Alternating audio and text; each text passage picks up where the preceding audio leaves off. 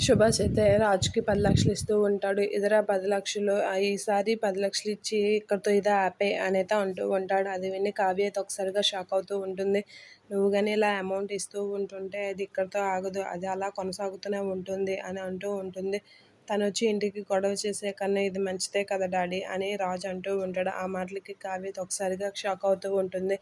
సరే దీన్ని ఎంత వేగంగా తేల్చుకుంటే అంత మంచిదే అని చెప్పేసి సుభాష్ అయితే రాజుతో అంటూ ఉంటాడు. అది విన్న కావ్య అయితే ఒకసారిగా షాక్ అయ్యి ఏదో తెలుస్తుంది, ఏదో నిజముంది అని చెప్పేసి అయితే అలా వింటూ ఉంటుంది. ఇక రాజు అయితే ఆ 10,00,000 పట్టుకొని కారులో వెళ్తూ ఉంటాడు. అది చూసి నేను ఇప్పటికైనా ఇతనితో వెళ్తే నాకు నిజం తెలిసే అవకాశం ఉందేమో అని కావ్య ఆలోచిస్తూ ఉంటుంది. ఇక రాజు అయితే కారు ఎక్కి అలా వెళ్తూ ఉంటాడు. అది చూసి కావ్య కూడా రాజుని ఫాలో అవుతూ ఉంటుంది. రాజు అయితే ఒక దగ్గర ఆగి వెయిట్ చేస్తూ ఉంటాడు. అది చూసి కావ్య కూడా రాజుని ఫాలో అవుతూ ఉంటుంది. అలా ఫాలో అవుతూ రాజుని చూసి షాక్ అవుతూ ఉంటుంది. ఇతను ఎవరి కోసం వెయిట్ చేస్తున్నాడు, ఎంత టెన్షన్ పడుతున్నాడు ఏంటి అని అయితే కావ్య రాజు కోసం అలా చూస్తూ ఉంటుంది. ఇక రాజు అయితే ఆవుల కోసం అటు ఇటు తిరుగుతూ ఒక దగ్గర వెయిట్ చేస్తూ ఉంటాడు.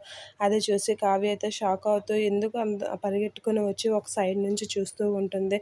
రాజు అయితే కావ్యని గమనించకుండా అలాగా వెయిట్ చేస్తూ ఉంటాడు. కావ్య మాత్రం అతన్ని చూసి ఎవరి కోసం అంత ఇదిగా చూస్తున్నాడు, అసలు ఎందుకు అమౌంట్ పట్టుకెళ్ళాల్సినంత అవసరం ఏంటి? 10,00,000 అంటే తక్కువ డబ్బు కాదు అనేది అంటూ ఉంటుంది కావ్య.